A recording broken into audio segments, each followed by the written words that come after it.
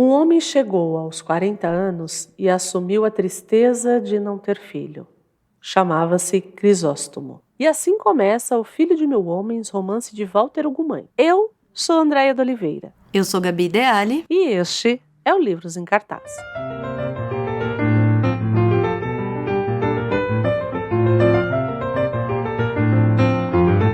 Mais um semi-português. Porque não é português de Portugal, né? Então, mas Depois é dita como literatura portuguesa, né? Porque ele muda muito cedo pra lá, não? Isso. Ele se muda muito cedo, né? Então... Isso.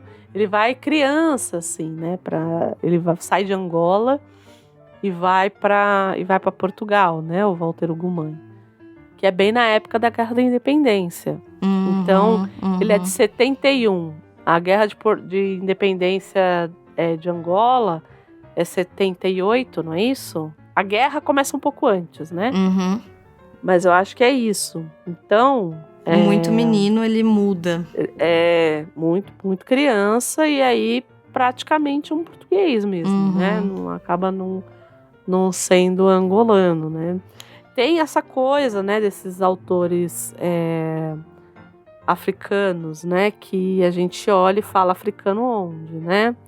Então tem muito isso nos autores em língua portuguesa, que é o próprio o Agualusa, que o pessoal fala muito, Linha Couto, né? Sim. Que a gente olha e fala, mas não diz que é angolano?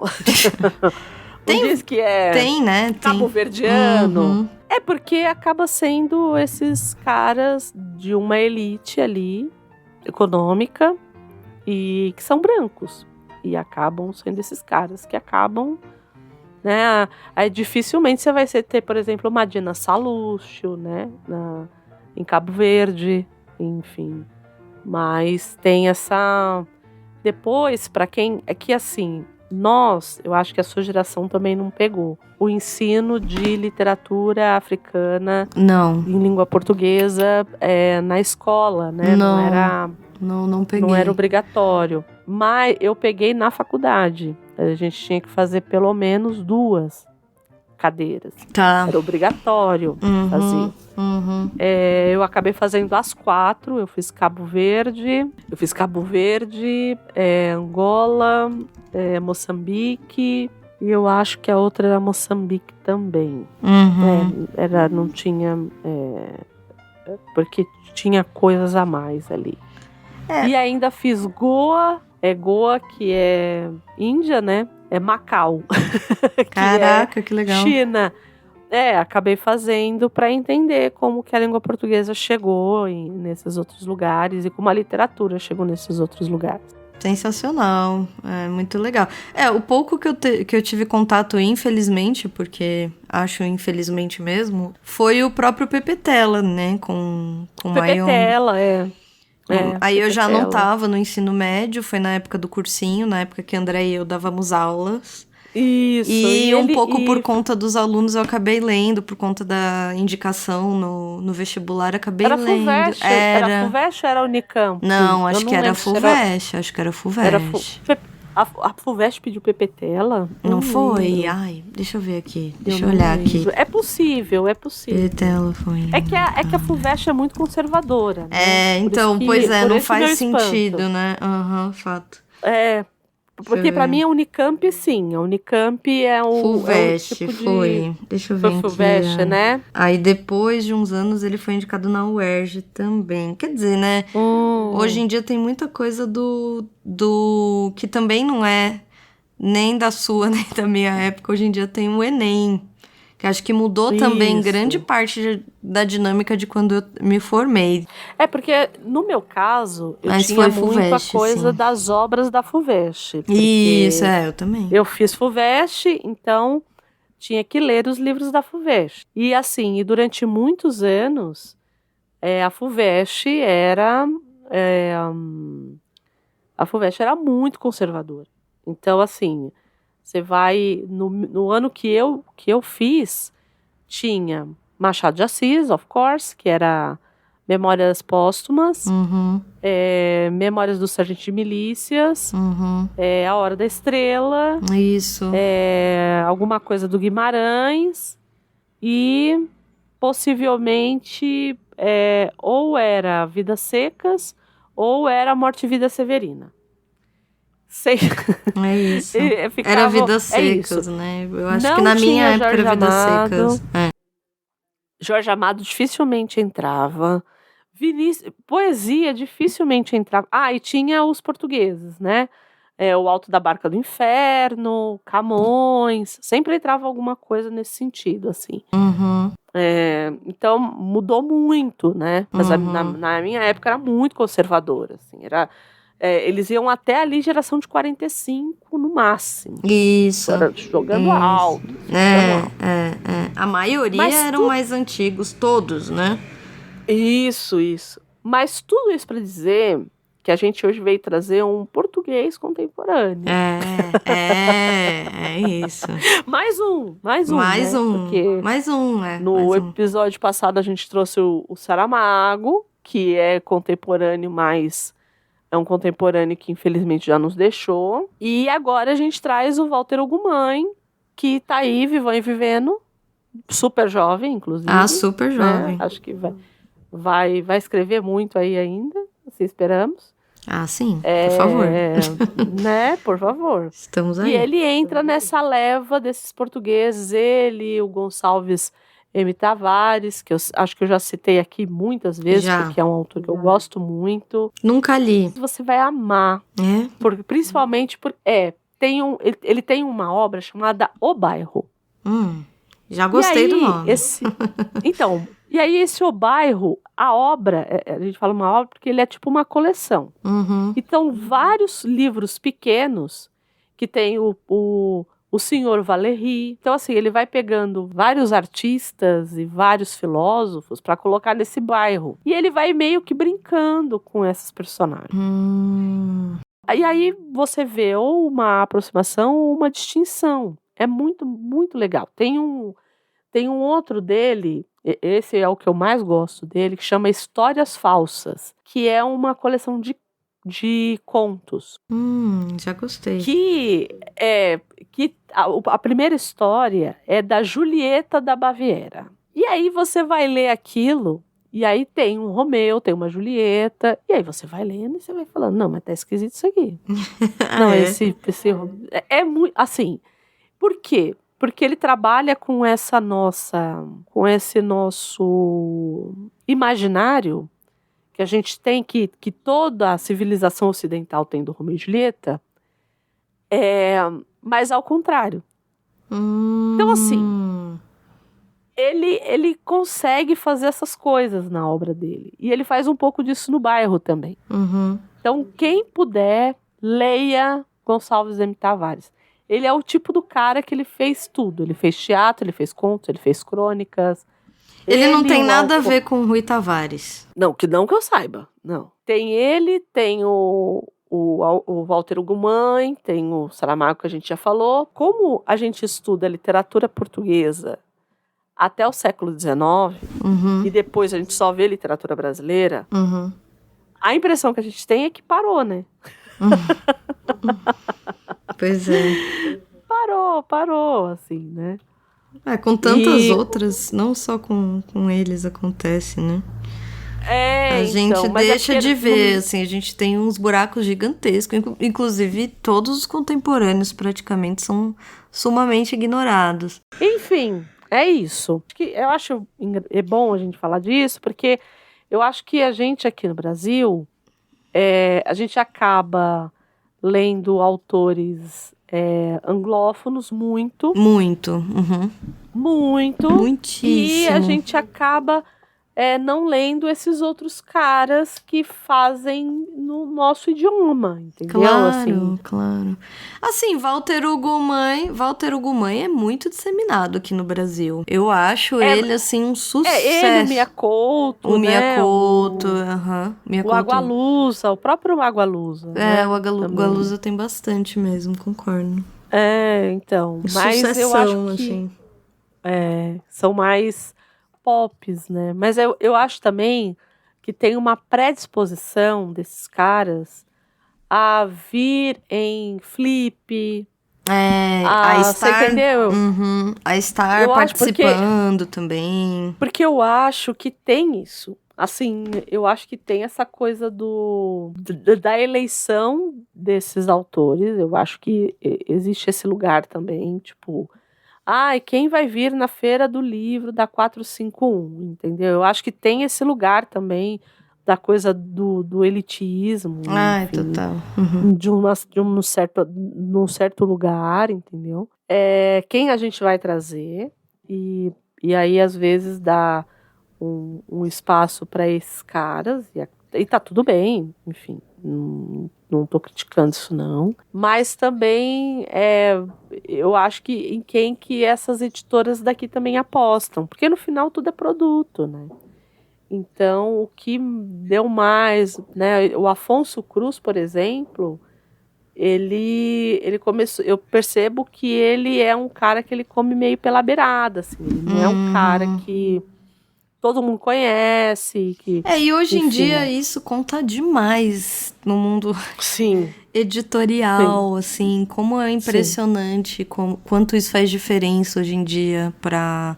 Quer dizer, não sei se sempre fez diferença, mas... Pra você ter uma ideia, né? Por exemplo, eu acompanhei de perto, assim, né, assim, como fã, aquele menino Eduardo Spor, do Jovem Nerd, desde quando ele começou a escrever os livros dele até menino. Ele é mais velho que eu, não sei quanto tempo. Tá tudo bem, quem nunca fez isso? Né? Enfim, mas o tipo de literatura dele é diferente, é uma literatura mais voltada para fantasia, agora ele tá fazendo a parte de romance histórico e tudo mais, enfim. Tá. Mas esse é o tipo de cara que, assim, que ele faz tipo uma turnê, entende? Tá. Eu acho que tem isso também. Claro. Desses caras fazerem essas turnês, entendeu? De ir e falar com fã. E tem hoje as mídias, as redes sociais, que eu acho que influenciam demais. As pessoas, esses escritores, ícones, enfim, novos, jovens, eles todos têm seu perfil aberto nas redes sociais. São perfis que basicamente se promovem, então colocam todas as agendas, as participações, exato, interage com todos os fãs. Então tem uma outra maneira de cativar. Então todos esses, digamos, menos sociáveis ou fora da do mainstream. A gente vai ver cada vez menos aquele estereótipo de autor que não fala com ninguém, que foi uma pessoa muito doente quando era criança, porque é sempre essa história. Isso. Era uma criança muito doente, o Proust, que vivia cercado de livros. Passou a vida lá, deitado na cama, escrevendo, morreu de tuberculose, jovem. Isso não vai existir mais. Não, também acho. Não tem a possibilidade de existir. E o que eu acho complexo demais. Eu acho ruim, porque você nicha demais, assim, vira um nicho muito... Aí, assim, a não ser que você, sei lá, tenha um interesse muito grande por determinada literatura, ou estude isso por algum motivo, ou faça letras, ou qualquer coisa assim, dificilmente você vai sair daquilo que a grande, sei lá... mídia te apresenta. Você não vai encontrar... A não ser que você seja isso, rato de biblioteca, que já também não existe mais. Então, não tem. Não encontra. Por exemplo, a Andréia aqui falou agora no começo do programa uns 3, 4 nomes da literatura portuguesa que eu nunca tinha ouvido falar na minha vida. Óbvio, não é uma literatura que eu consuma no sentido de procurar bastante e etc. É algo muito recente na minha vida, inclusive o interesse pelos nossos escritores, digamos, do século XIX, que tem uma mistura com os portugueses, eu acho, ainda. Então eu não tenho esse contato tão grande, imagina. E aí, isso porque a gente tá falando dos portugueses, mas a gente podia falar dos franceses, sei lá, dos próprios brasileiros, gente. Quem conhece os escritores contemporâneos brasileiros, assim, fora, né? É muito louco, né? Porque assim, eu sempre brinco aqui, a gente brinca muito, que eu falo assim, eu sou a mulher do século XIX, que eu gosto muito do... Gosto, mas em língua portuguesa, eu gosto de consumir o que dá. Do tipo, pode ser contemporâneo, pode não ser contemporâneo. Por exemplo, agora eu tô numa fase Júlia Lopes de Almeida, que eu não vi na faculdade e que chegou pra mim por conta de A Intrusa. Chegou, assim. Como chegou, André? Chegou. Chegou A Intrusa. Eu tava fazendo umas pesquisas pra uma coisa aí. E aí eu fui olhar autoras do século XIX e chegou A Intrusa. E a hora que eu li aquilo, eu fiquei encantada. Eu falei, gente, como que ninguém leu isso aqui? Como é que ninguém falou disso aqui na escola? Entende? Então, assim, isso lá no século XIX. Mas, por exemplo, você já leu Socorro Acioli? Ah, não, mas Cabeça tenho de Santo? vontade. Então, Mas ela é mais De conhecida, não? a Socorro Acioli, mas a Socorro Acioli é brasileira, né? Isso, sim, mas muito conhecida. É brasileira, mas é contemporânea. Isso, sim. A Júlia Lopes de Almeida. Júlia Lopes de Almeida foi uma das fundadoras da ABL, da Academia Brasileira de Letras, e não pôde...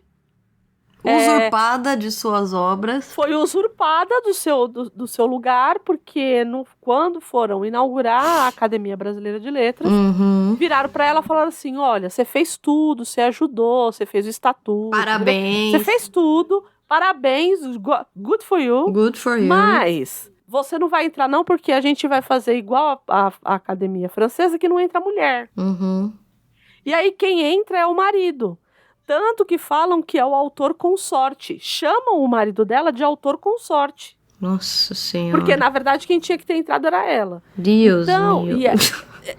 Deu uma militada aqui, dei. Mas, não era a intenção. Mas né, a vida te pede às vezes, pelo amor de Deus. Às vezes pede, gente. Não dá. Tem hora que não dá. Mas, voltando aqui à coisa... Eu sou essa pessoa do século XIX, tá? Mas século XIX o quê?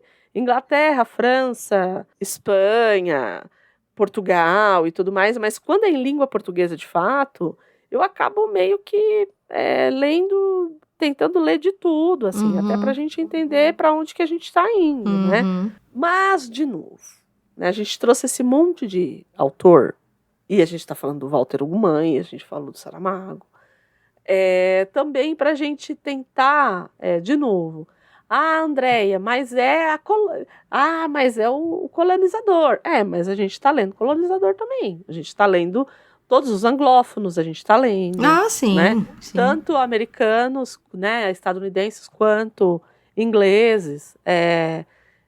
Então, eu acho que tem uma... Eu não sei, eu acho que existe uma malquerência com os portugueses, assim. Acho que sim. E eu acho que a gente tem... Eu acho que a gente tem que pensar em qual é esse sistema que seleciona e que promove. Sim. Quem seleciona esses autores, essas autoras, essas escritoras. As redescobertas. A gente vive os últimos 10 anos... mais um pouco, talvez, a gente tem uma redescoberta de diversas escritoras brasileiras. Uma reedição de Carolina Maria de Jesus. Sim. Por que será? Pois então, né? Então, é isso que eu tô querendo dizer. Então, a gente tem... Existe um mercado editorial que escolhe o que vai ou não vai ser promovido numa flip, o que vai ou não vai ser discutido em feira de livro que tem todo ano, o que vai ou não vai virar mesa, o que vai ou não vai virar...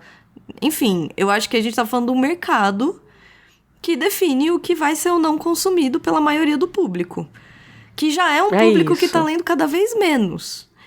Então... E que tem aquela... Que parte do mesmo pressuposto, que era o que eu falava para meus alunos, das listas de os 100 melhores livros. Pra quem? Porque é isso. Toda vez que a gente vê assim, os 100 melhores livros, aí você olha e você fala, tá, os 100 melhores livros pra quem? De quem? De onde? De que lugar? Qual é o recorte? De que gênero? Aí você vai olhar... eu tenho, por exemplo, exatamente aqueles 1001 livros para ler antes de morrer. Lembra? Filmes também, eu tenho um monte de filmes. Eu tenho de livros. E aí você vai olhar, quando você vai fazer porque eu sou essa psicopata. Claro. Quem não? Vai olhar, vai fazer a sua própria, claro. É isso. Não. Eu vou fazer eu vou pegar todos os colocar numa planilha. Vou colocar numa planilha, vou colocar como é que fala? A nacionalidade. Claro. E aí, e não só a nacionalidade, o ano de publicação, o gênero. O ano de publicação, o gênero que eu digo, o gênero do autor. Vou dar um spoiler que o nosso podcast é mais ou menos assim, talvez. Isso, nosso podcast é mais ou menos Talvez sim, talvez não. É nessa chave que a gente vai, gente. Claro. Assim, de verdade. Porque senão a gente fica falando das mesmas coisas que tá todo mundo falando. E não é a intenção, né? Primeiro. E a gente também é um só, a gente não tem como consumir tudo. Ainda que a gente goste muito de determinado gênero, determinado, que nem a Andrea falou, dos poemas portugueses, ainda que você goste... Você passa uma vida inteira descobrindo pessoas. É um negócio sem fim. É um negócio sem fim. É algo que você não consegue. Quem dá conta? Não dá conta. E quanto mais velho você fica, mais desesperado você fica, porque você fala assim, eu não vou ter tempo de ler tudo que eu quero ler nessa vida. E ao mesmo tempo também você fica com a impressão de que às vezes é mais difícil te tocar como te tocava. Alguma coisa. Sim, porque as coisas começam...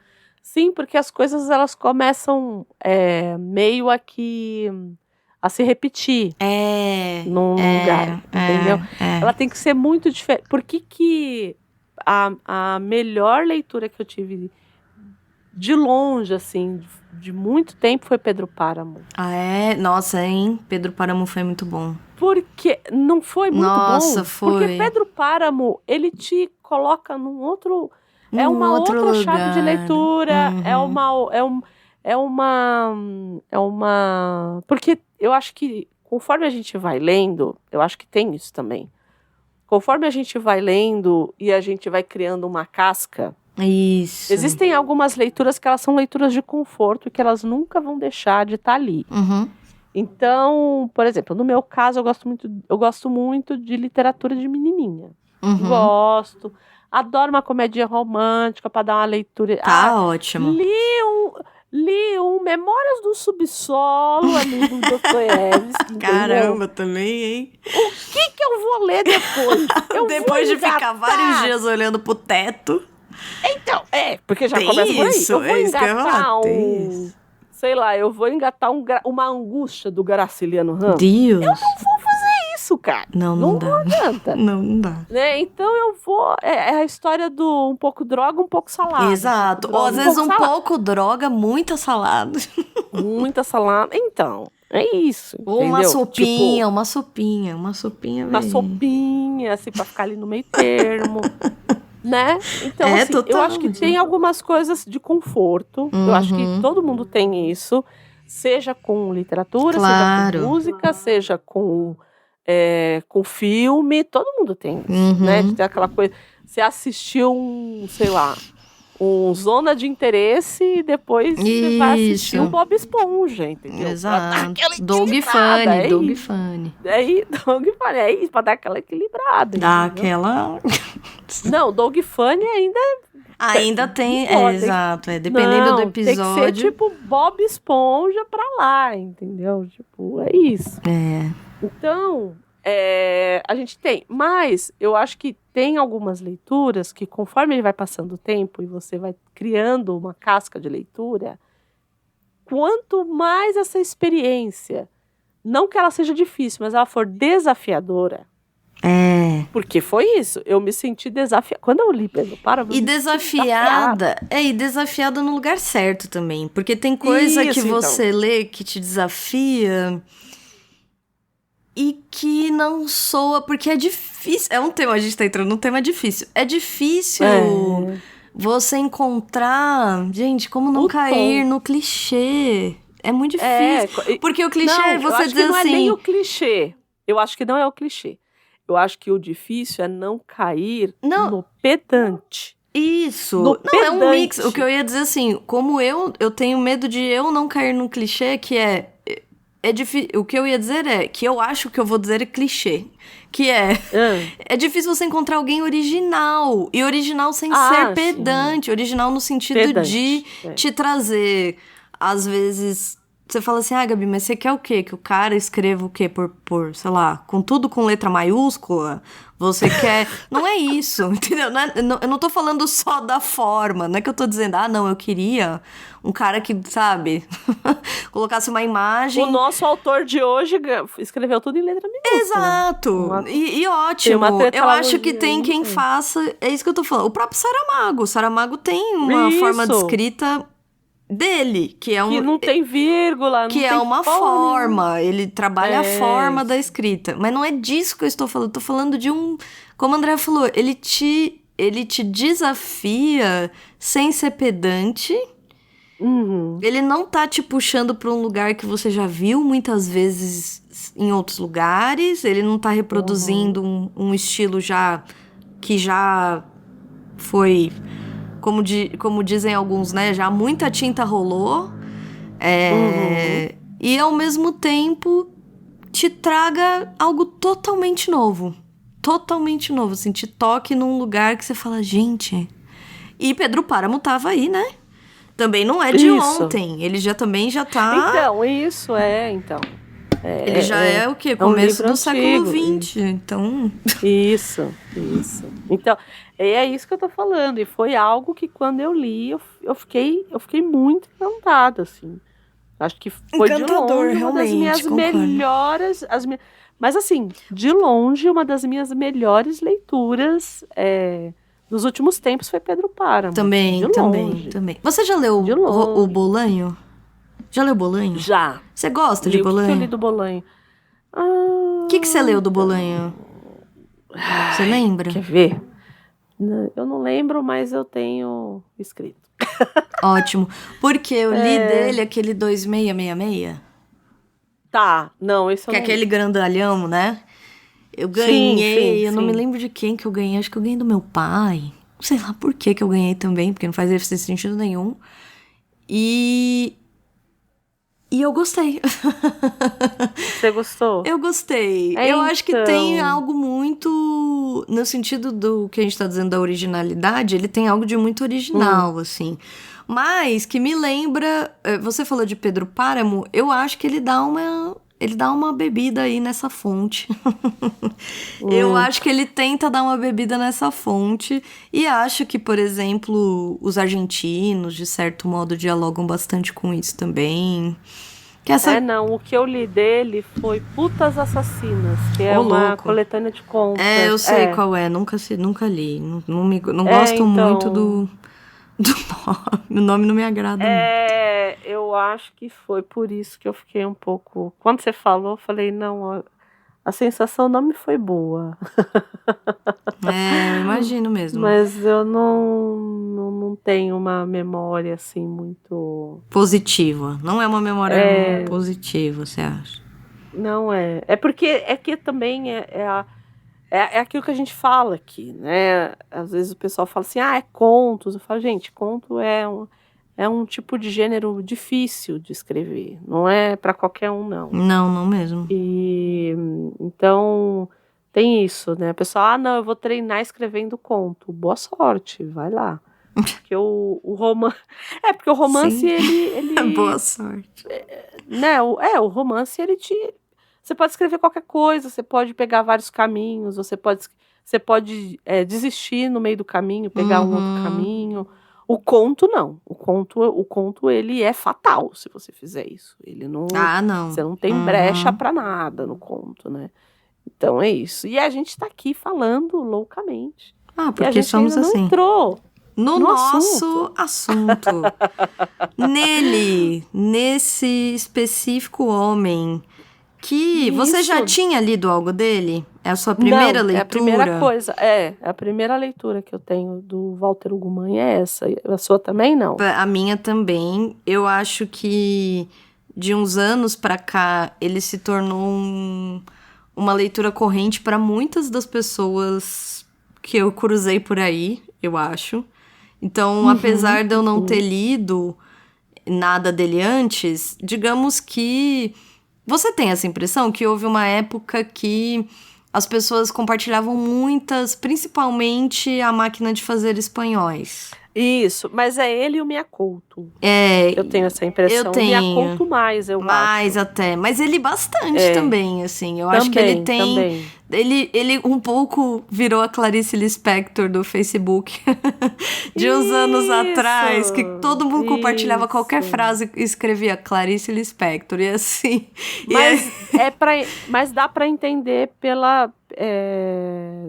pra quem lê esse texto nosso de hoje, que é o Filho de Mil Homens, dá super pra entender por quê. Né, assim... Por que ele entrou nessa chave aí nas redes sociais e tudo. Então, essa foi minha primeira leitura dele. E como foi essa leitura para você? Eu achei o texto dele lindo. Em que sentido? Assim, ele tem uma poética, ele fala umas coisas de forma poética mesmo. Coisas muito duras, muito difíceis. Às vezes escatológicas. Sim, violentas. Mas ele fala de um lugar, de uma poesia, de um lugar da poética que não é um lugar banal no sentido de... Não é banal a palavra. Ele não fala num lugar boboca da poesia, não é num lugar do lirismo pelo lirismo. Eu acho que é isso que eu quero dizer.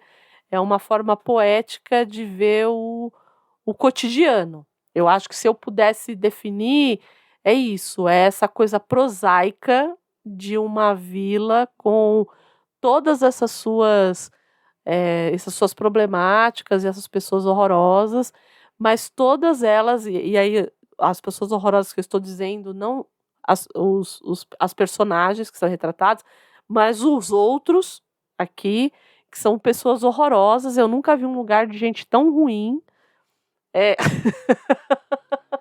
E olha que a gente já leu muita coisa aqui, mas eu nunca vi... Você não teve essa impressão de que todo mundo naquele lugar era ruim? Sim, era ruim, era mexeriqueiro. Você passou por isso? Aquelas. Eu senti lendo... Eu me lembrei muito da minha adolescência, assim. Em que lugar? Não num lugar... Obviamente não era esse lugar violento. Quer dizer, muitas camadas aí, mas enfim. Digamos que não era violento nesse lugar tão cru. Mas eu passei por um período da minha vida, porque eu morava numa cidade menor que São Paulo. Então, eu acho que tem isso, que eu não tenho. Então, eu sempre morei em cidade grande. Ele transmite uma impressão muito forte de que... E isso me lembrou, sim, assim, essa sensação de que de que você é muito, assim, muito... como fala? Muito desconectado. Assim, parece que o mundo inteiro gosta de amarelo. Todas as pessoas. Você não encontra uma pessoa que não goste de, sei lá, de verde, de azul. Fúcsia, de roxo, de qualquer coisa que você cor outra que você pensar. Dá uma sensação de que o mundo inteiro é aquilo, entendeu? Entendi. Então, eu não... aquilo pra me mim... lembrou, assim. Então é isso. Então, eu não tive essa experiência. Porque eu sempre morei... Mesmo morando num bairro mais afastado... Eu não tenho nenhuma memória. Grande. Isso que eu ia falar. Eu não tenho nenhuma memória de algo super violento. Não tô dizendo que o que aconteceu no livro aconteceu na minha adolescência. Mas essa sensação digamos, entre aspas aí, um certo provincianismo, um certo... Um certo então. pensamento fechado, muito estrito, muito regulado pelas regras masters ali né, da sociedade e tudo mais. Sim, essa sensação sim. de que você não tem um lugar para onde correr, essa sensação eu vivi, sim. Essa sensação que o livro tem o tempo inteiro, até o fim. E o tempo inteiro, É o tempo inteiro. É o tempo inteiro. O tempo inteiro. Tanto que eu fico pro coitado do menino, eu falo, gente, vai embora daí, rapaz, o Antônio. Vai embora, pega um ônibus, vai embora. Então, pra mim, era assim, é um lugar de gente horrorosa. É isso. Porque é um lugar de gente muito ruim. Eu falei, gente, não é possível que não tenha uma... Tá aí, um bom exemplo, então, não tem. Se for igual a Pipa, cara, eu falo... Porque... É um lugar não, horroroso. tem uma hora, tem uma personagem que pra mim, eu acho que não tem nada mais violento que isso. Tem uma personagem que o filho dela é homossexual. Isso. E aí, a amiga, porque não é possível que aquilo... Vira e fala pra ela assim, dá uma facada nele.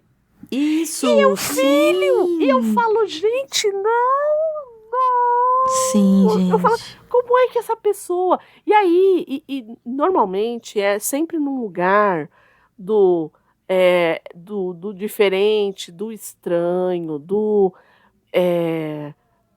E assim, é a porra da mãe. Como é que você vai virar pra mãe e vai falar assim... por que você não matou antes? Esse aí não tem mais jeito, não. Eu tava lendo aquilo e eu falava assim, eu não tô lendo isso, não. E aí eu falei, não entendi. Tem um filme muito legal, eu assisti há muitos anos, então pode ser que depois eu procuro aqui o nome pra ver se... Mas ele é um ano, acho que é 1985 o nome do filme. O ano de 1985. Acho que eles mudaram o nome. Mas antes, quando eu vi, era só 1985. E como é que é o filme? Ele é um rapaz que volta pra passar o Natal com a família no ano de 1985. E a família mora nesse interior. E ele volta pra passar esse Natal com essa família. Dá a entender que ele tem já uma vida mais independente. Apesar dele ser bem jovem, ele é um rapaz mais independente. Ele tem um irmão de, sei lá, 10 anos de idade, assim. Tá. E ao longo do filme você descobre que, na verdade, ele tem AIDS. E ele tá voltando pra contar, meio que pra tentar contar pra família que ele está doente. Puta, logo nessa época. E eu não me lembro, mas ele morava, por exemplo, no filme ele morava numa cidade muito grande, que pode ser, sei lá, Nova York, e a família vivia numa outra cidade, tipo, interior, assim. Então tem essa questão aí da sexualidade dele não ser muito explícita na família e tudo mais. E tem uma hora que o importante do filme é a relação com o irmão, porque chega uma hora que ele diz pro irmão... O irmão tem uma questão lá na escola, ele vai buscar o irmão um dia e tal, o irmão tá meio... pré-adolescente, né? Sim. E ele diz pro irmão algo assim, que eu não vou lembrar, mas ele diz assim... Calma. Do tipo... Um dia você vai encontrar pessoas muito parecidas com você, que vão ser muito seus amigos, e você vai encontrar outra coisa diferente disso que você está vivendo hoje. Se acalme, assim... Existe vida pós. Existe isso vida tudo. Fora daqui. Como quem diz, isso tudo aqui um dia vai passar, não se aperreie. E o filme é um pouco sobre a relação dos dois, assim, do quanto esse irmão mais velho volta pra ensinar. E eu acho que aqui tem um pouco essa sensação de que a pessoa não tem ninguém que vire pra ela e diga, sabe, assim, do tipo, gente, essas pessoas... Calma, torcedores, calma. Torcedores, calma. Esse povo aqui é tudo doido. Existe vida fora daqui. Isso daqui não se deixa engolir por essas pessoas. Porque você entra numa... que são o quê? Umas 5 histórias em paralelo, talvez? Isso. E nenhuma dessas histórias é feliz, gente. Nenhuma dessa história é feliz. Nenhuma dessa história tem alegria, felicidade. Eu tenho pra mim que até a própria formação dessa família ela é improvável demais, assim. É por isso que Sim, talvez tenha um sim. tom um pouco... Um tom um pouco... De fábula. Fabular. Fabular? Será que existe essa palavra? Fabular, Tem um tom um pouco fabular, porque você fica, não, Sim. sabe, assim, no mundo Mas real. é de fábula mesmo. É de fábula mesmo. Bom, vamos entrar então na obra já para o pessoal Vamos. entender. E aí a gente vai falando do filme também.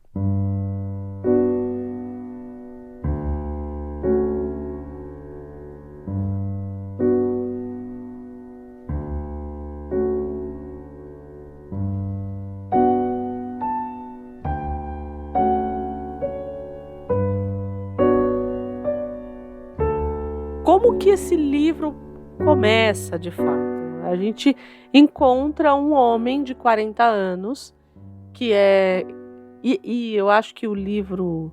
Ele tem alguns temas, mas se a gente fosse eleger o grande tema desse livro, é essa solidão, né?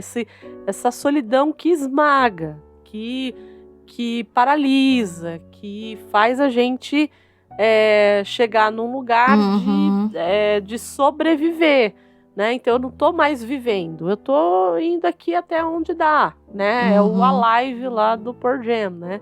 Então, nossa, eu tô vivo de novo, É esse lugar dessa solidão. E aí esse homem, ele chega aos 40 anos e ele quer ser pai.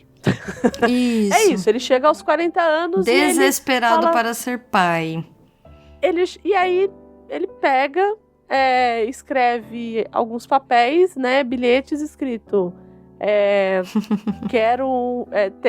sou um filho sem pai e procuro um pai. Como é que é? Não. Sou um pai sem um filho e procuro um filho sem um pai. Procuro um filho sem o pai. Né? E a partir daí é que a história começa, porque existe um menino chamado Camilo. E esse menino, ele é adotado por uma família, por um senhor, que ele chama de avô, mas que na verdade ele é adotado por esse sujeito, e esse sujeito morre, esse avô morre, isso. E ele acaba sendo adotado pelo Crisóstomo. É isso. E aí você fala, nossa, mas é super tranquilo, a parte, né em tese, é a única parte tranquila, o resto é ladeira abaixo. Então, tranquilo mais ou menos, porque aí a gente vai descobrir por que aquele homem, ele era... o avô adotivo desse menino. Porque a gente vai descobrir a história da mãe desse menino. Aí esse menino vira pro pai adotivo, que até então o adota, e fala assim, eu gostaria de ter uma mãe. Por que você não arruma uma mãe? E aí a gente vai ter a história dessa mulher pela qual ele se encanta, que também é uma história super triste. Todas são. Aí dentro disso... Todas são. Aí... Dentro dessa história super triste dessas pessoas é que a gente vai vendo essa crueldade dessas outras pessoas, que aqui a gente está colocando como outros, mas que, na verdade, todos os protagonistas, entre aspas, dessa história que a gente está lendo, que são os outros. São os marginalizados, são os que são deixados de lado, são os esquisitos, são... enfim, toda essa sorte de pessoas que são, entre muitas aspas, defeituosos para aquela sociedade. E nesse primeiro momento a gente não sabe ainda, mas o próprio menino, o próprio Camilo, também tem uma história difícil. Isso, é que não é mostrado imediatamente. Você não é de imediato que você sabe de onde ele vem, porque o foco inicial do começo é o Crisóstomo. Esse encontro com esse menino que você fala, legal, eles se conheceram e é isso aí, né? E mais pra frente que a gente vai descobrir. E a gente acha que a história é sobre isso mesmo, porque tá escrito lá, filho de 1000 homens. E eu acho que a gente tem que falar um pouco desse título. E aí tem um trecho que o Walter Ugumãe fala, coloca na boca do Crisóstomo, que é o seguinte: todos nascemos filhos de 1000 pais e de 1000 mães. E a solidão é, sobretudo, a incapacidade de ver qualquer pessoa como nos pertencendo, para que nos pertença de verdade e se gere um cuidado mútuo. Como se os nossos 1000 pais e mais as nossas 1000 mães coincidissem em parte, como se fosse por aí irmãos, irmãos uns dos outros. Somos o resultado de tanta gente, de tanta história, tão grandes sonhos que vão passando de pessoa para pessoa, que nunca estaremos sós. O título, ele é baseado nessa ideia de que a única coisa que, de fato, nós temos e que não, e por conta de toda essa regulação da sociedade, né, por conta desse estar social, no social no sentido das regras e valores e religiões, e enfim. Em cima disso, o que deveria estar acima de tudo isso é que, a depender de quem esteja falando ou quem esteja aqui, somos todos irmãos no final. Porque somos todos filhos desses 1000 homens.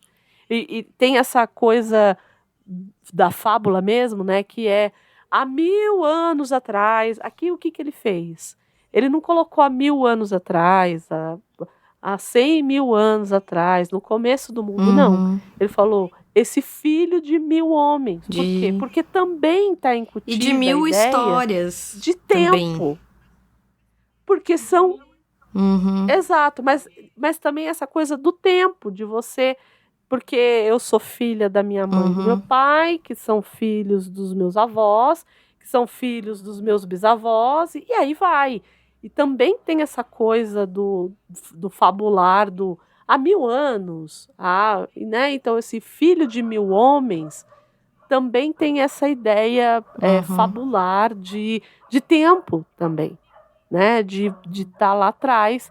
E por que a gente acaba não tendo essa troca de irmãos, fraterna, né, no final das contas? Porque somos todos irmãos. Ao contrário, estamos todos sozinhos. Porque não temos essa troca fraterna. Que é isso. E sempre brigando. E sempre brigando, né? E sempre brigando, né? Bom, é que a coisa começa a ficar complicada. Isso, então. Pra gente que é leitor. Vamos lá, vamos tocar nesse momento. Porque a gente vai começar... porque a gente vai começar a ver as histórias que estão se entrecruzando aqui. Então, bom, o Crisóstomo acaba cruzando com a história do Camilo. E quem é esse menino? É um menino de 14 anos, que ele é resgatado por uma senhora lá, que ele está lá não sei quanto tempo depois que o avô morreu, estava lá, e ela leva esse menino para ir para os pescadores ali, fala, olha, esse menino aqui, ele está sozinho, ele aprende rápido, acho que vai ser ele vai ter, já tem 14 anos, então ele já tem que se portar como um homem, né? Então tem toda uma coisa, uma querência aqui, uma predisposição a dizer, olha, ele já é um homem feito, 14 anos, né? E esse menino só queria estudar, era um ótimo estudante. Aí que vem. Tá? Mas de onde que vem esse menino? A gente volta um pouco, né? Aí começa. Volta-se um pouco no tempo, e aí a narrativa, os capítulos, eles vão se conectando mais para frente. Então, a gente vai meio que entendendo que, assim, essas histórias vão se conectar lá na frente. Isso. Mas, por enquanto, a gente não está sabendo de nada. E aí, aqui, o que acontece? A gente não está sabendo de nada. E aí, o que acontece? Ele pula para a história de uma moça com nanismo que vive naquele lugar e que todo mundo trata como com esse vilarejo, sei lá, essa cidadezinha ali. E que todo mundo trata como se fosse uma criança, né? Então, é sempre as costinhas, a mocinha, as roupinhas, enfim. E ela é uma mulher feita, né? Assim, ela e sendo uma mulher feita, ela tem os mesmos desejos que qualquer mulher. Ela quer ter uma família, ela quer ter um marido, enfim.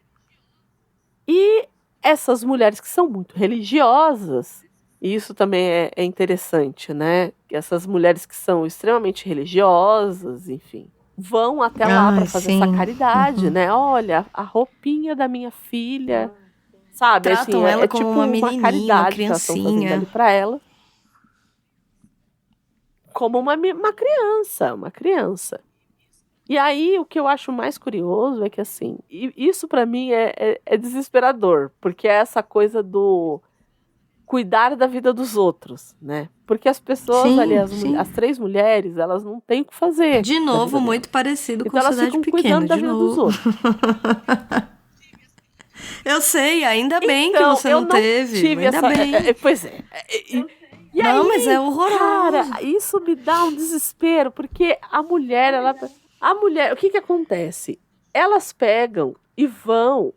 Ela deixou a porta do quarto aberta. E elas se Sim, acham no direito de sim. entrar no quarto para ver como é que é o quarto dela. E elas veem que tem uma cama de casal para 2 adultos. E elas ficam horrorizadas, porque elas falam assim: ah, essa pessoa tá ficando maluca, porque ela tá achando que ela vai Homem ter de um homem verdade. do tamanho normal. E ela tá achando um homem de verdade.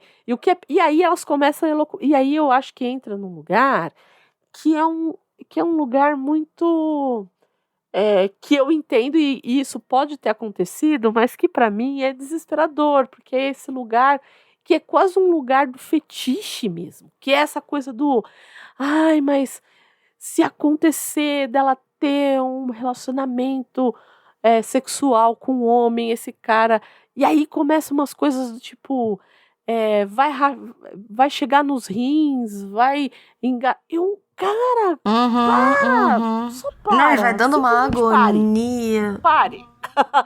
E Ai, vai dando uma ele vai agonia. esgarçando isso e ele vai falando, e você querendo, e você vai querendo enforcar essas 3 mulheres. Você fala, para, chega, a gente Ai, uma já agonia. entendeu o que vocês estão querendo falar. E, tipo, e elas ficam naquelas, e aí elas vão ao médico para perguntar pro médico, olha, não sei o quê. Ela tá tendo relacionamento. E aí ela fala, né? Ela tá tendo um Uhum. relacionamento com outro. E aí o médico vira e fala que ela tá grávida. Aí vocês imaginam. E aí, minha gente, assim. Ai. E ela tá grávida de quem? É o filho de Ninguém 15 sabe. homens. Nem ela. Por quê? É o filho de 15 homens. Porque ela fez as Uhum, por contas alto. por alto, que é o que ela diz. E que deve ter sido uns 15 caras. E aí o polícia, porque ela vai na polícia, ela fala assim: olha, eu preciso de uma ajuda Uhum. financeira, eu não quero Claro. nada, eu só quero uma ajuda financeira. Só que eu preciso saber quem é o pai dessa criança. E aí o polícia, olhando para ela, acha que ela é meio tantã, fala assim: olha, só de andar na rua você não fica grávida, não. Ela Não eu não foi sou isso que uma idiota, aconteceu, eu meu sei o que eu tô amigo. falando. E aí ele. Não foi isso que aconteceu. E aí ele pega e fala. Ela pega e fala para ele.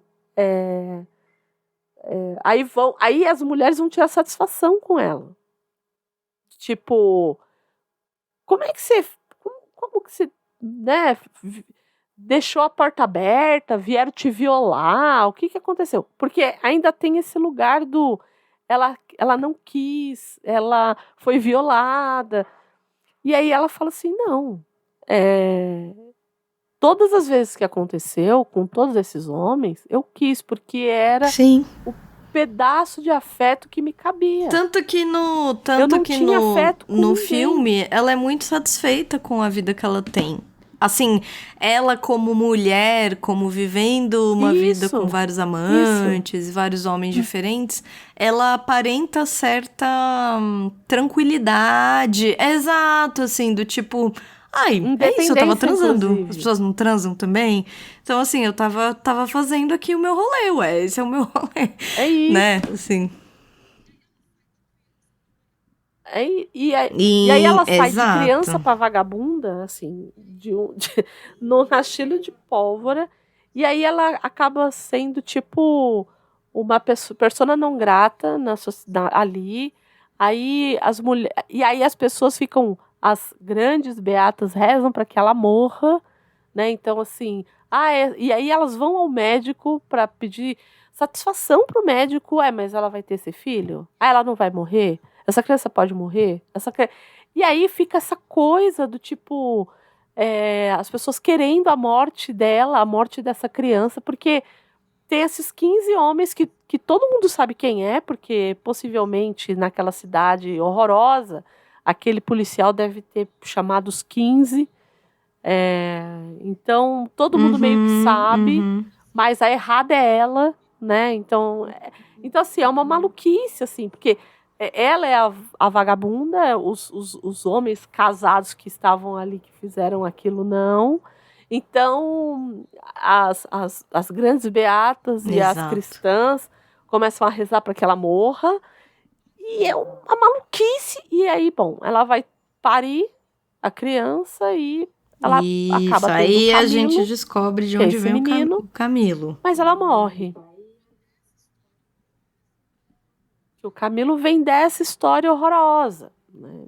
E aí ele vai ser adotado por um avô que também não quer muito adotar essa criança. Ele acaba dando educação para essa criança e tudo mais, mas é uma necessidade também de não ficar só, porque ele tinha acabado de se tornar viúvo. E ele queria perpetuar o nome dessa mulher para depois, porque parece que eles não tiveram filhos.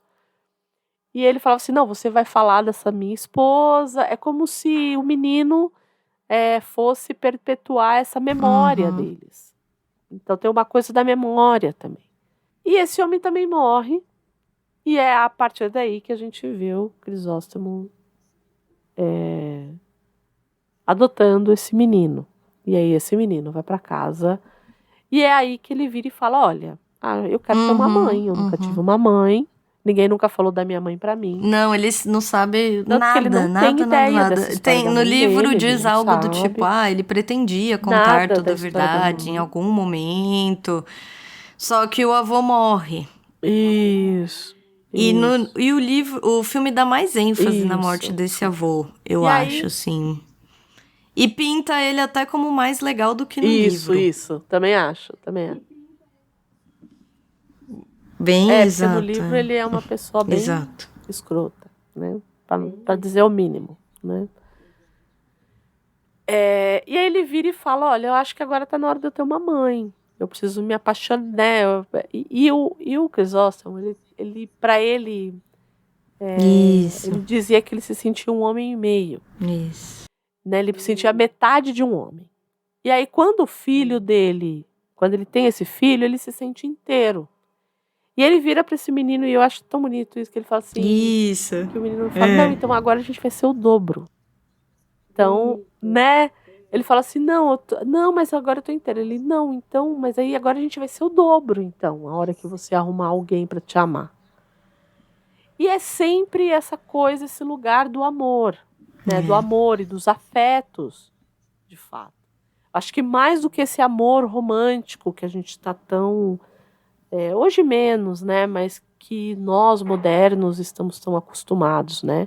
E aí o Crisóstomo, ele tem uma coisa de falar com as pedras, falar com o mar, falar com a areia. Isso. Ele é um homem da natureza, enfim. E ele sempre senta no mesmo lugar para fazer isso. E aí de repente... ele vê Isaura lá. E ele fica de repente, e a Isaura tá lá, conversando com a pedra, sei lá. Isso. E ele fica encantado com Isaura. E aí a gente vai conhecer... Que também... E a gente vai conhecer a história de Isaura. E o que acontece com Isaura? Quando a gente vê Isaura já tá com 35 anos, né? Mas, no filme, um pouco menos. Isso. Mas no livro é 35 anos. Isaura, quando adolescente, tinha um namoradinho. E eles eram prometidos. Eles eram prometidos para casamento, os dois. Estavam prometidos, iam se casar. E esse menino começou a cutucar essa menina. Porque eu te amo, não sei o quê. Eu vou casar com você mesmo. Então por que você não tira... E essa coisa da virgindade, não sei o quê. E aí ele sempre falando, né? O pai sempre falava, Isaura é muito obediente. Você acha que foi a história que mais mexeu com você? Qual das histórias, gente? E aí... Foi. Mas essa pra mim, eu acho que é pra mim, Andréia, é a pior. Ai, eu não sei, acho tão difícil, assim. A que mais me deu... Não, essa pra mim foi a mais... Porque mexe num lugar muito específico. E aí, bom... Aí essa moça tá ali, não sei o quê, e aí ele vira... E eles têm uma relação sexual ali, ela perde a virgindade com ele. E ele vira e fala assim, de fato, seu pai falou que você era muito obediente, de fato você é. E ele simplesmente não quero mais. Isso. Ele só queria a virgindade dela, no final. E aí fica a mãe querendo que a menina se toque para saber se ela perdeu de fato a virgindade. E ela sabia que perdeu, porque sangrou, enfim, aquela coisa toda. E aí, bom, ela começa a ser tratada como... Isso. A perdida. Aquela que desonrou a família. Ela é a perdida. Importante dizer que desonrou a família, a perdida. O Walter Ugumãe, ele não dá um período específico em que o livro se passa. Ele não diz pra você que é século 20, não. 21, 19, 18, você não entende, mas a premissa ali é de que ela desonrou essa família, de que ninguém mais no mundo vai querer casar com uma mulher que perdeu a virgindade, muito jovem, com o primeiro namorado. A mãe é muito problemática. Isso. No filme... É isso que eu ia falar, no filme é muito bom. Isso eu achei... A mãe tem um... Sotaque... Como é que é? Sotaque... A mãe dela tem um problema, que a mãe dela só fala com sotaque francês. E é um problema de saúde. A mãe dela quer parar de fazer aquilo, mas ela não consegue. E, na real, eu acho que ele colocou isso para dizer que a mãe era snob. Sim. No final das contas. Que a mãe queria ser mais do que era. Isso. E a filha faz uma coisa dessa. E quem acaba cuidando dessa mãe, tem um fim depois trágico. Que essa mãe fica muito doente, enfim, é a própria Isaura. Um fim trágico, assim, né? Vai muito para o hospital, vai e volta, enfim. E essa mulher, e aí vai para escatologia mesmo, porque de pássaro, essa mulher come até cocô de coelho, de pássaro, de coelho, porque falavam que melhorava, não sei o quê. E eu falo, gente... E no filme tem isso também. Eu acho que é um mínimo de respiro cômico vem dessas situações do filme, eu acho. Sim. E aí, bom... E essa moça fica nessa dos 16 até os 35 anos, sozinha. Muito sozinha. E aí, nesse momento, ela encontra Antonino. A matriosca. Quem é Antonino? A matriosca do Gabi, quem é Antonino? Do livro, da história. Parece que uma história leva a outra, que dentro tem outra, que tem outra. O Antonino, coitado, ele é o Maricas. Então, aí a gente entra na questão, que eu acho que André e eu conversamos um pouco antes de começar, enfim, gravar. E eu acho que temos em comum um incômodo que o livro traz, e que aqui com o Antonino eu acho que atinge o ápice. E, pelo menos pra mim, eu acho que a questão da história da moça com o nanismo tem também. Eu acho que ambos têm, assim, esse despojamento na maneira com que ele trata. Porque o que acontece, ele usa aqui com o Antonino, ele quase não chama o Antonino de Antonino. Ele vai chamar o Antonino de Antonino mais pro fim da história do Antonino. Isso. Acho que à medida que você descobre que você meio que traduz ele para além do estereótipo do Maricas, você transforma ele em Antonino. Mas durante grande parte da história dele, ele é o Maricas. E ele é o tempo inteiro retratado como esse menino que é homossexual e que tem uma relação muito simbiótica, talvez, com essa mãe, de muita proteção e de um desenvolvimento que... Gente, o menino é gay.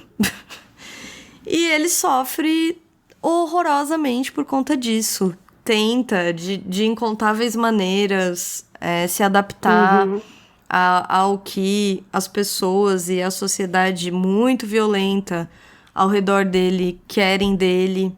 A mãe, em incontáveis momentos, é também achincalhada, no sentido de que ela também é convocada a tratar desse menino ou a compartilhar com ele essa vergonha. Ela é o tempo todo, por amigas, por pessoas do bairro, pessoas totalmente desconhecidas batem na porta dela pra falar do filho.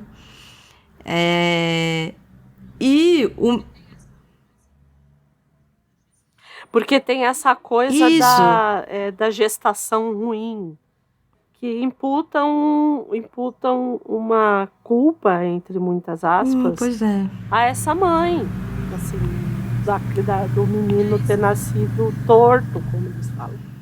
E aí você fala, eu acho que assim, o livro... Então, e aí ele vai contando a história de desenvolvimento do Antonino nesse lugar de um intenso sofrimento, de uma criança muito sensível, muito triste, muito melancólica também, que vai desenvolvendo uma depressão mesmo em torno da condição que ele tem, totalmente desencaixada naquela sociedade violenta, machista, tratorada em cima dele. E eu não sei, assim, mas me incomoda muito. É algo... E não é um incômodo, porque eu sou uma pessoa... Eu gosto muito de literaturas incômodas. Andréa sabe disso. Eu sou uma pessoa que tem um apreço muito grande por literaturas... Quando eu digo literaturas incômodas, sei lá, uma grande tragédia, uma história familiar triste, umas pessoas ferradas das ideias. Eu gosto, né? E não é... Quando eu digo que é difícil, pra mim, não é nesse lugar da história que é difícil, de uma violência que você tá lendo e é difícil de você engolir essa violência. Eu acho que o que me incomoda é a maneira com que ele coloca esse narrador nessa história. Porque eu acho que cabe aqui essa pergunta: quem é esse narrador aqui? Porque ele é um narrador porque devagar a gente tá percebendo aqui, conversando, que todas essas pessoas, todos esses desviados vão se encontrar. Já temos o Crisóstomo, o Camilo e a Isaura. E agora a gente conhece o Antonino. Todos eles, ao final, vão fazer parte de uma família, que é essa família desses rejeitados, desses marginalizados, desses desviados da sociedade. Só que... E esse narrador está narrando essa história. Ele vai te contar essa história dessa família que está se formando, que tem como fundo o que a Andréa leu pra gente aqui sobre o título. O fundo da obra é um pouco... nós estamos falando de pessoas aqui muito solitárias, deixadas ao léu e que não encontraram o afeto verdadeiro e tudo mais. Mas, por outro lado, esse narrador, eu acho que ele assume a voz do outro lado. Então essa... Não, veja bem, não, pra mim não tem problema... Tem problema também, vamos colocar assim. Tem problema também usar o termo maricas. Eu acho que tem problema, sim, usar o termo maricas. Mas eu acho que ele, bem utilizado, ele provoca um tipo de reação no leitor que é muito interessante. Por exemplo, eu acho que uma pessoa que faz bem isso, que a gente já falou em outros programas e que eu acho que aqui cabe como exemplo, é o próprio Jorge Amado. O Jorge Amado, ele sabe usar esses termos muito bem. Por exemplo, Gabriela Cravo e Canela. A gente tá falando de uma Isaura em Gabriela Cravo e Canela. De certo modo, não, uma Isaura meio Crisóstomo. Mas Gabriela tem esse desvio. A Gabriela, a personagem de Gabriela Cravo e Canela, ela é uma pessoa muito diferente no meio que ela tá vivendo. Então, é que a Gabriela, ela é mas você percebe uma força que tem...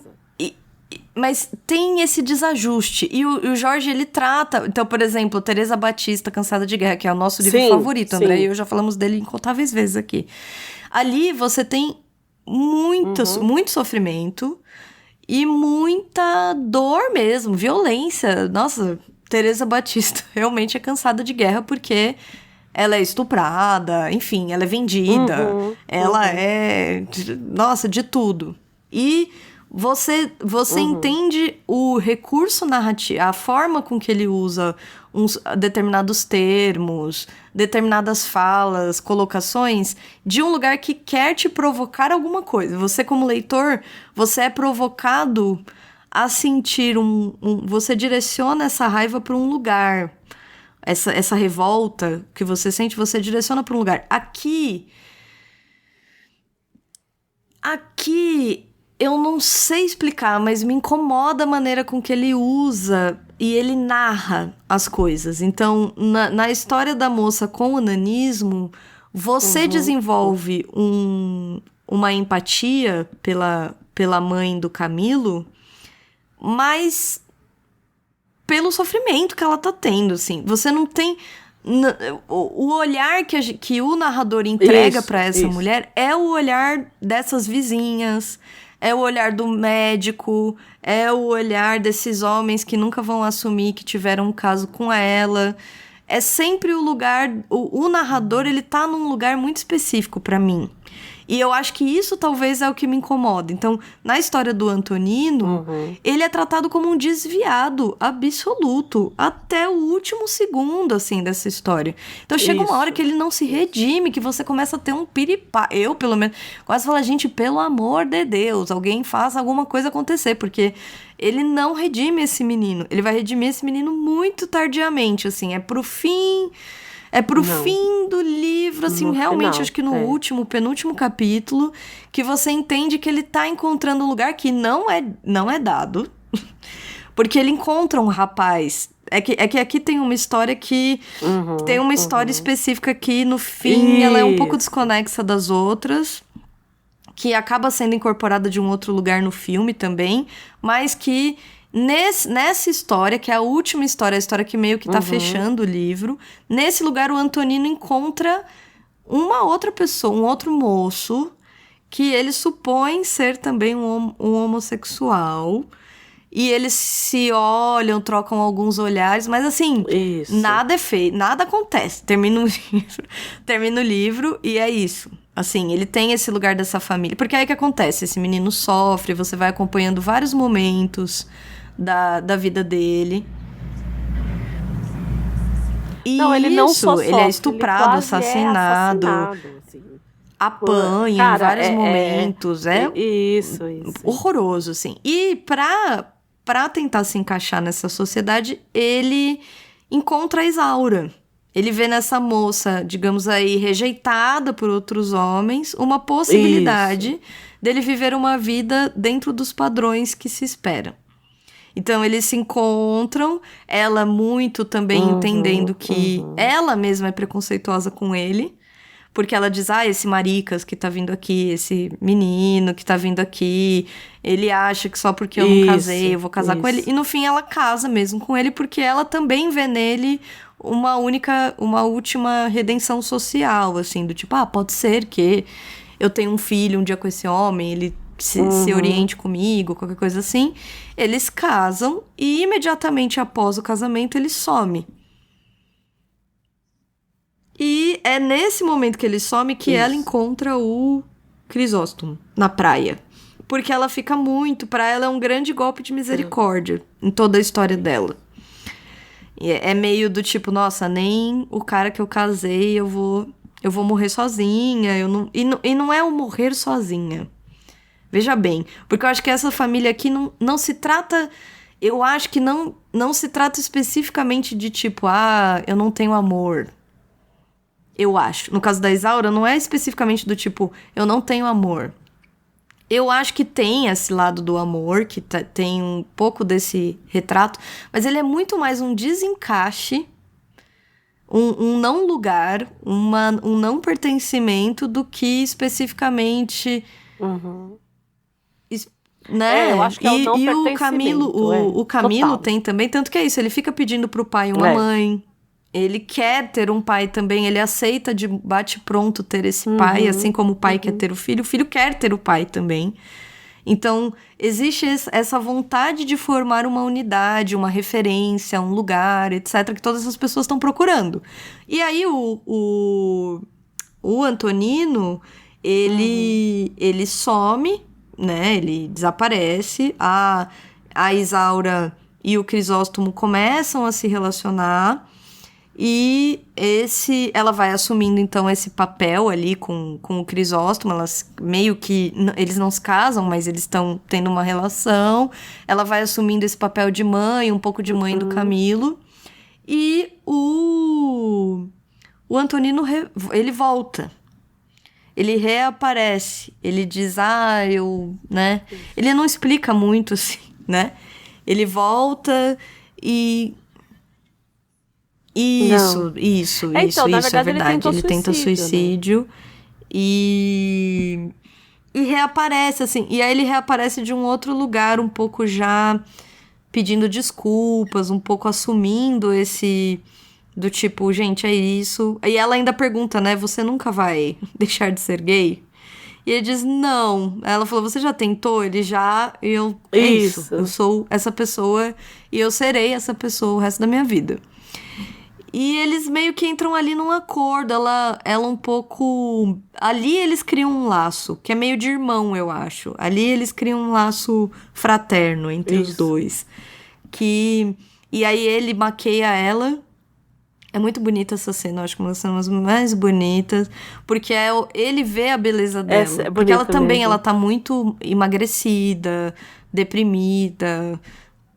triste, enfim, sem vontade de viver mesmo. E ele um pouco dá esse...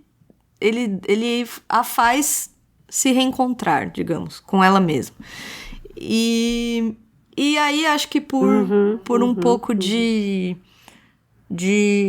digamos, pena dessa pessoa e amor por essa pessoa que ela começa a desenvolver, ela pede ao Crisóstomo que incorpore o Antonino à família. E o Camilo, que é um menino, rejeita... Primeiro o Crisóstomo tem uns ciúmes ali, do tipo, como assim? Né? A gente não vai viver aqui os três. Né? Eu não vou dividir você com ele. E ela diz, não, veja bem, não é sobre... A gente não vai se dividir aqui, né? Não vou ter nada com ele, mas... Não é um trisal, exatamente. Não é um trisal. Não é um trisal. A gente está aqui, eu estou com você, mas ele é minha família também. Então, a gente vai ter que criar uma família aqui, nesse núcleo que vai ter que virar alguma coisa. Ele acolhe, pergunta. Tanto que ele pergunta, né? Ele pergunta pro Antonino, você ama a Isaura? Aí ele, eu tenho uma dó. E esse momento do filme também é tão delicado, ele fala assim. pra ele. Eu acho... É que o Johnny Massaro... Eu gosto muito do Johnny Massaro. Eu acho que ele tem uma delicadeza, assim, ele é muito ímpar bom, pra fazer alguns personagens específicos. Eu acho que ele tem uma delicadeza muito nobre, assim. Ele tem uma nobreza na maneira com que ele atua com isso, que eu acho difícil de encontrar. Ele é uma dignidade, né, que ele dá pra personagem. Você segue ele no Instagram? É lindo, o Instagram dele é super bonito. Ele compartilha umas coisas super bonitas. Eu acho ele super sensível, assim, um cara com um olhar bonito pras coisas, assim. Eu gosto dele bastante. Dá uma olhadinha, eu acho bem... vou dar uma olhada depois. Eu gosto dele, eu gosto dele bastante, assim. E eu acho que tem... É o que você falou, eu acho que ele traz uma dignidade pra personagem que por isso torna ela ainda mais crível, mais humana, mais presente. E aqui é um pouco isso, assim, ele é um pouco aceito. E tem essa primeira resistência do Camilo em relação a ele, que se resolve muito em contato com o Crisóstomo. Quem acalma o Camilo é o Crisóstomo.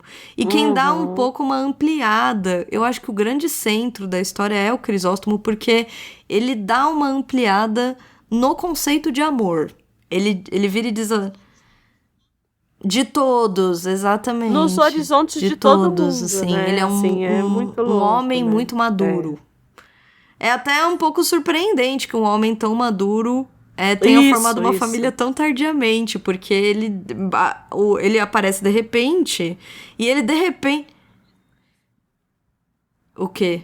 Sim, óbvio, mas eu quero dizer assim, como a gente não tem um prévio, do tipo, fica aquela coisa... fica aquela coisa do tipo, o que será que aconteceu? Será que aconteceu alguma coisa? Será que ele... Enfim. E aí ele querendo ou não, ele que meio que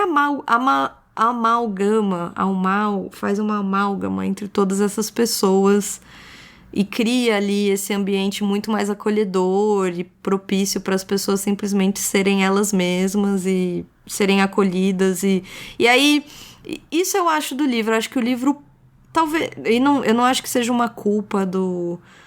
Eu não digo isso como uma crítica direta à forma com que ele escreve, mas eu acho que talvez ao formato. Porque me parece um tanto súbito a maneira com que, de repente, eles todos se dão muito bem. E eu entendo que tem uma proposta, porque os capítulos são curtos, tem um... Então, mas eu acho que tem essa coisa dos 1000 anos, sabe? Isso, essa coisa do... e me lembra um pouco As Mil e Uma Noites. Eu acho que é isso. Meio, cada noite você tem uma história, e essas histórias se fecham nelas mesmas e contam uma história que mescla um pouco algumas delas, outras não. Então, eu entendo que tem a ver com isso, mas me dá uma sensação de súbita... Porque é isso, aí de repente, né? Aí eles se entrosam. Acho que existe uma linguagem comum entre todas essas pessoas. Entre esse homem de mais de 40 anos. Existe uma parceria. Uma parceria também. Tem um momento acho que é um reconhecimento que todos eles se olham. Eu tô tentando me lembrar, mas é mais pro fim, assim. Em que eles trocam um olhar... E o Walter Ugumãe diz algo assim, do tipo... Eles já estavam num estágio em que pouco precisava ser dito para que eles se entendessem. Então é aquele olhar um pouco cúmplice mesmo, da intimidade. Aquele momento que você está confortável com aquela pessoa sem precisar dizer algo para ela. Então, eles se tornam uma família. Eles se tornam uma família como deveria ser uma família, né? É aquela amiga que você não pode... Eu e a Andréia. O que tá acontecendo na sua Andréia frente, você não e pode eu, olhar assim, pra cara é um dela. perigo essas pessoas juntas. Não, nós duas juntas, a depender do grupo de pessoas que estiver ao redor, não é uma boa. Não é uma boa. Já não é. Não é normalmente, né? Assim, isso, já normalmente, não... só nós duas já não é uma coisa assim muito, como direi, muito Exato. cristã. A cristandade ficaria... Eu acho que é isso, entendeu? Eu acho que é como eu disse, não sei o que foi que eu falei, porque a gente tá tendo Copa agora e tal, né? E aí não sei o que foi que falaram, não sei o quê. Eu falei, gente, não dá pra ninguém assistir jogo comigo e com meu irmão, porque a gente ofende a gente passa de toda a linha dos direitos humanos. Entendeu? Eu não vou me expor a esse nível. Possibilidade. Não vou, né? Então, por isso que eu vejo em casa. É isso, gente. Não dá. Eu pensava, não. Vamos assistir no bar. Eu falei, não, amigo, você não tá entendendo. A menor. Não existe a possibilidade. É isso. Enfim, enfim, é um pouco aí que a história o grande ápice da história, pra mim, chega nesse lugar em que essas pessoas se encontram e formam essa nova família. E que, nesse sentido, a, digamos ali, profecia do começo do livro, desse filho de 1000 homens, se concretiza no menino. Porque ele acaba sendo esse filho de 1000 homens. Primeiro porque ele já é o filho de vários homens, porque ele não tem esse pai. A gente, como leitor, sabe que ele não tem pai. Isso. No mínimo 15. Mas aí também, em outro 15, sentido, né? ele acaba sendo... Ele acaba sendo... Porque é isso, ele também é filho do Crisóstomo, ele também é filho da própria Isaura, ele também, de certo modo, é filho do Antonino. Isso. E todas essas pessoas estão ali nessa grande família, e todas essas pessoas de todos esses lugares muito diversos e também muito múltiplos formam esse menino que, querendo ou não, acaba abarcando todas essas figuras nele, assim, como família, né?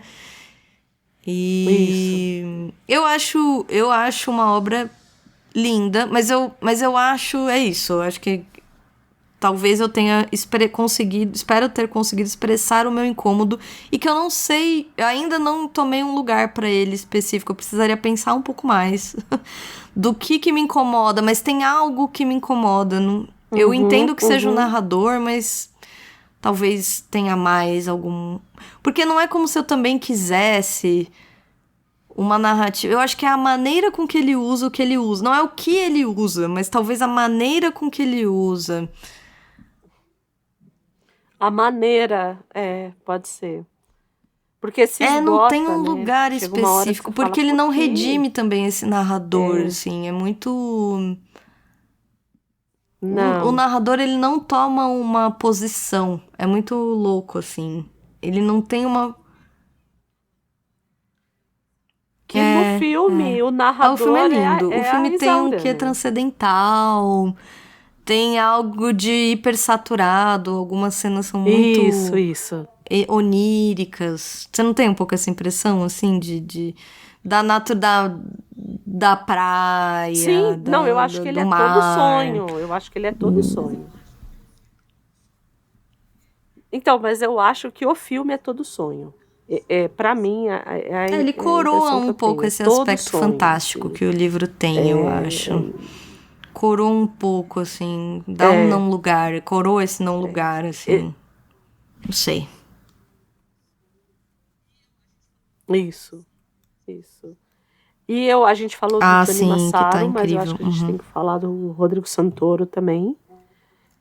Incrível. Que tá incrível. Perfeito, ele parece o Crisóstomo, é um negócio assim. Incrível. Eu acho que ele.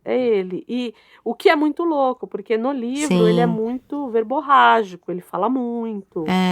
E aqui ele é praticamente mudo, assim. E tem isso também, o filme, ele tem poucos diálogos, ele não tem muitos diálogos, ele é muito contemplativo, muito desse lugar do mostrar mesmo, né? Mais mostrar do que falar. E mesmo assim é incrível, você vê, mesmo com isso, mesmo ele não falando tanto, você vê a personagem ali. Ele é a personagem, né? Muito louco, assim. Eu acho Também que não teria acho outra perfeito pessoa para fazer esse personagem. Assim, ele leva para um lugar, ele leva num lugar da delicadeza, e é crível, assim, é muito crível. Por mais que seja esse homem rústico, que é extremamente filosófico e de uma melancolia assim, imensa, né? Porque o filme também é nessa chave da melancolia. Muito. Ele é um livro melancólico, né? Então, é isso, assim. Eu fiquei muito encantada com o filme. Fiquei muito encantada com o livro. O texto me pegou muito, assim. Tenho as minhas considerações como Gabi, principalmente por conta dos termos usados e aí assim a gente entende assim Mas eu acho que eu ainda preciso entender, e talvez seja isso mesmo que ele quisesse da gente, o incômodo, e no final das contas, né? Talvez a ideia tenha sido essa mesmo, do incômodo, de tipo, vou muito colocar desse jeito provavelmente. aqui para incomodar. E é isso, né? Muito provavelmente, acho que sim. Mas é isso. Acho que vejam o filme. E a gente falou isso na nossa conversa antes do programa aqui, que, que esse produto audiovisual, nossa, hoje tá ruim. O filme em si, ele de fato entra nessa coisa. Ele é um exemplo perfeito de adaptação, porque são experiências muito diferentes, né? A experiência da leitura, ela é diferente da experiência do filme. São. Eles são muito distintos, mas ao mesmo tempo é a mesma história. É o mesmo enredo, digamos assim, né? A mesma história, o mesmo enredo, né?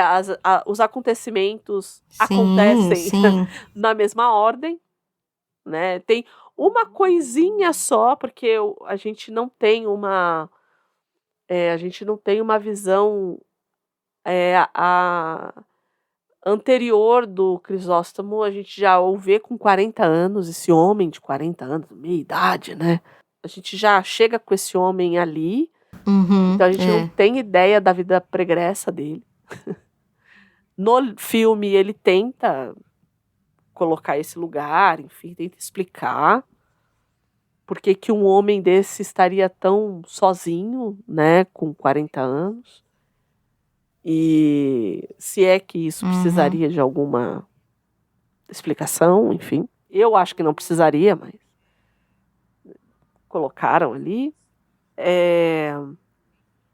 Mas é isso, eu acho que quem for ao filme, só ao filme, vai ficar faltando a experiência do texto, mas vai transbordar dessa experiência do filme, que o Daniel Rezende, ele foi muito feliz nessa adaptação. É uma linda adaptação mesmo. Acho linda a adaptação. Linda, linda, linda. E aí a gente não falou do Walter Ugumãe. Tava ávidas. A gente tava aqui as loucas para falar a respeito do livro, enfim, da história do livro e tudo mais. Mas a gente falou um pouco, né, que ele nasceu em Angola, mas que ele foi para Portugal. Então, no final das contas, ele é considerado um autor português, mudou muito, muito pequeno por conta da Guerra de Independência. Então ele passou ali a infância numa cidadezinha chamada Poços de Ferreira. Aí ele fez direito e pós-graduação em literatura portuguesa moderna e contemporânea na Faculdade de Letras da Universidade do Porto. E aí ele foi criando editoras. O homem não parou. O homem não parou. Em 1999 da editora Quase Edições. Não parou. E aí nessa editora ele publicou Caetano Veloso, Adriana Calcanhoto, Manuel de Barros, ele publicou Ferreira Goulart, publicou uns brasileiros ali, né? Além do pessoal ali da terrinha, ele também publicou uns brasileiros ali.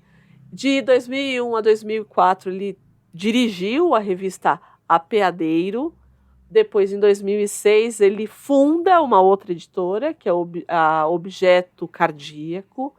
Em 2007, ele atinge o reconhecimento ao ganhar o Prêmio Literário José Saramago pelo romance O Remorso de Baltazar Serapião. E aí, o Saramago vira e fala, né? Por vezes, tive a sensação de assistir a um novo parto da língua portuguesa. Apenas. São palavras do José Saramago para ele, né? Então, apenas. Em 2020, acontece a primeira exposição, ele também desenha, pinta, enfim, então ele também é de artes plásticas ali. Então a primeira exposição ele faz em 2020. E os seus primeiros 4 romances, eles são, que é ele é chamado de tetralogia das minúsculas. Por quê? Porque eles são todos escritos sem letras capitais, sem letras maiúsculas. Então, todos os 4 romances não têm letra maiúscula. E o que ele tenta fazer com isso, né? Porque a forma tem um propósito aqui, né? Então, ele tenta fazer ele diz que ele quer ter uma liberdade para a criação literária, né? E, para além disso, dá um pensamento de igualdade também, né? De não hierarquizar essas palavras, né? Então, por exemplo, um desses textos é o Remorso de Baltazar Serapião. Baltazar e Serapião tudo em minúsculo. Então, tudo em minúsculo, né? E principalmente os substantivos, né? Porque quando a gente pensa nessa coisa, o artigo que vai, né? Ou é a coisa da primeira palavra depois de um ponto final, ou início de um parágrafo, que sim, existe uma hierarquia, se a gente for pensar, e principalmente nos substantivos, né? Então quer dizer que Andréia é melhor do que casa, do que janela, né? Porque é escrito com uma letra maiúscula. Então tem essas. Sim, gente, pessoas que fazem letras são malucas. Sim. É isso. E aí que eu vi entrevista do Daniel Rezende.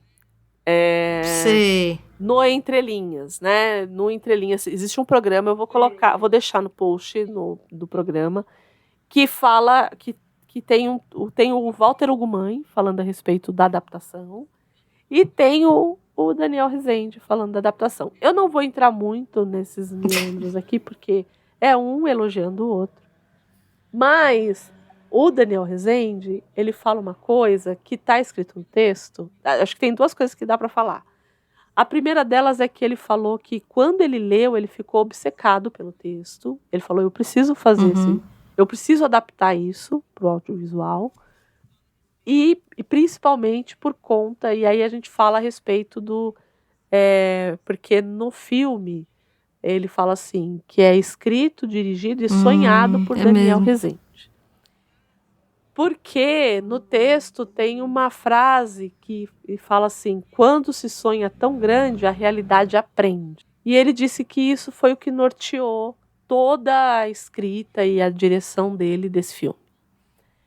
E a outra coisa é que o Walter Ugumãe fala que o filme, ele fala, eu gosto muito do meu livro, mas o filme ele é muito grandioso. Eu nunca imaginei que eu fosse ver algo que fosse baseado em uma obra minha, que fosse ser tão grandioso. E isso é do Daniel Rezende. Então, o que ele está dizendo? Que é o que a gente sempre diz aqui. O que é do autor, do autor, e o que é do diretor, é do diretor. É isso. Vejam essa entrevista, ela é muito interessante. O entrevistador eu tenho um pouco de pé atrás, né? Deixa pra lá. Mas tanto o Walter Ugumãe quanto o Daniel Rezende, que eu acho um fofo, todas as vezes que eu vi o Daniel Rezende, acho importante essa entrevista. Dê uma olhada nessa entrevista. Certo, Gabi? A pergunta é que não quer calar. Andréia, temos. E é isso, gente. Leiam literatura contemporânea portuguesa. Vem que eu conheço a Andréia faz tempo. Pode vir. Vem com nós. Confia. Vem com nós. É bom. Confia. Vocês vão gostar. E aí, Gabi? Se o povo quiser falar com nós, quiser mandar indicação de literatura contemporânea em outros idiomas também, francês, né? Inglês a gente já lê bastante, né? Mas em outros, ou se a pessoa quiser pedir algum tipo de indicação, pra onde? Olha, a gente adora cartinha, então manda uma cartinha pra nós no livros em cartaz, _portalrefil.com.br, ou se você... que eu falei? @Portal Refil. Eu falei Portal underline, que horror. Não é underline. Olha, eu falei tão automático. Então, ó, @portalrefil, gente, .com.br, ou envia, vem na DM, como dizem os influencers, e segue a gente nas redes sociais, no nosso Instagram, @livrosemcartaz_. Agora está certo. Faça como quem? Como Faça quem? Como quem? Como quem? Isso, nosso querido. Nosso querido. Está aqui com nós. Tava com saudade. Mandou um e-mail pra gente quando? Dia 24/6/2026. E ele mandou falando a respeito dos 4 últimos episódios. Vamos lá. Que ele não mandou. Então vamos lá. Ele só deu uma pincelada em cada um deles. Mas vamos lá. Olá. Olá, minhas caras André e Gabi. Espero que esse e-mail as encontrem bem. Assim como todo e-mail profissional deve encontrar as pessoas. O seu nos encontra bem, né? O seu sim. O resto a gente não tem como dizer. Bem, Não tem como dizer, gente. Tá tenso, viu? Não vou nem falar nada. Venho por meio deste parabenizar vocês pelos últimos 4 episódios e que não tive tempo para comentar antes por motivos de trabalho, correrias da vida e tudo mais. E como o tempo de vocês é mais valioso que o meu, vou só pincelar os últimos 4 episódios. Aí ele vem aqui. Episódio 95. As horas ou o patrão ficou maluco, pague uma isso história aí, e leve gostamos. Não li o livro, então é agir como a Glória Pires e falar que não consigo opinar. Mas, mais uma vez, vocês me convenceram a ler o livro que está propriamente na minha lista, bem como o do episódio da Dona Dalloway. Quando terminar de ler ambos, volto para dar mais opiniões a respeito. Isso, gostamos. Vem de opinião. Episódios 96 e 97, O Homem Bicentenário e Blade Runner, ou robôs ou androides, são quase sempre legais. Li ambos os livros e vocês me convenceram a reler, só para não perder o costume. Nada como ter A e o D do ABCD da ficção científica para falar do futuro. Asimov, que vocês têm um ótimo e altamente recomendado episódio de Eu, Robô, muito obrigada, com o seu homem de 200 anos. E o Dick e as suas ovelhas sonhadoras mostram futuros diferentes, mas de alguma forma iguais. Mesmo se o de Dick seja um pouco do verbo bastante mais soturno. Total. É verdade. É bem mais soturno. Temos androides que podem ou não saber que são robôs. Temos gente de índole duvidosa. Temos vontade de ter um robô eficiente para ajudar na limpeza da casa e dobrar as roupas. Enfim, são universos que podem, de alguma forma, coexistir graças às gigantes das tecnologias e aos donos cheios de vontade de se tornar imortais. Mesmo sabendo que o que é imortal não morre no final. Sobre os filmes, concordo plenamente que colocar o rosto do Robin Williams no robô foi só para fazer cartaz mesmo, para ter um rosto conhecido por ali. Já o Blade Runner, com um dos melhores improvisos da história do cinema na cena da chuva, e ainda preciso rever 2049 para valorizar o trabalho do Villeneuve. Pesado já. Sugestões de filme Tu dele, já assistiu? Incêndios. Você já assistiu? Então deixa, André. Eu gosto muito. Então já fica a dica aí do que pode ser esse filme. É uma grande tragédia. Saiba disso. É uma grande tragédia. E você não imagina. Assim. Quer dizer, acho que lá pro meio, assim, dá pra imaginar o que é, mas eu não quero dar spoilers aqui. Pra quem gosta, assim, por exemplo, pra quem gosta de Old Boy.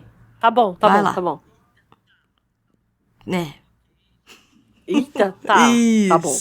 Ok, já peguei o espírito da coisa. Enfim, a duplinha de episódios de ficção científica foi muito bem representada pelos 2 livros e filme. Episódio número 98, Ensaio sobre a Cegueira ou Em Terra de Cego, quem enxerga é a Juliane Moore. Isso é verdade. Não viu o filme. É assim, chefe. Não viu o filme, nem li o livro. Não, nem li o livro. Sim, estão ambos na minha lista e só preciso criar vergonha na cara pra resolver isso. Prometo resolver isso assim que terminar de resolver isso, beleza? Beleza. E por hoje é só, pessoal. Obrigado pelas horas de companhia e pelas outras tantas horas de entretenimento ao ler os livros e assistir aos filmes que vocês recomendam. E só para não dizer que não falei das flores, partiu o episódio 100 de Abraços. Ai, Sandro, sensacional. E até a próxima. Sandro. Muito bom ter você Sandro, aqui. Muito obrigada. Muito bom. Muito obrigada. A gente sempre gosta das suas mensagens. E é isso, turma. Sempre agradecendo quem? Os meninos do Portal Refil. Sempre. Ao quê? A esse puxadinho que a gente tem aqui. Agradecendo sempre a minha co-host favorita. Eu que agradeço, Dona André. Gabi Deali. Gabi, muito obrigada. Eu que agradeço. Muito obrigada.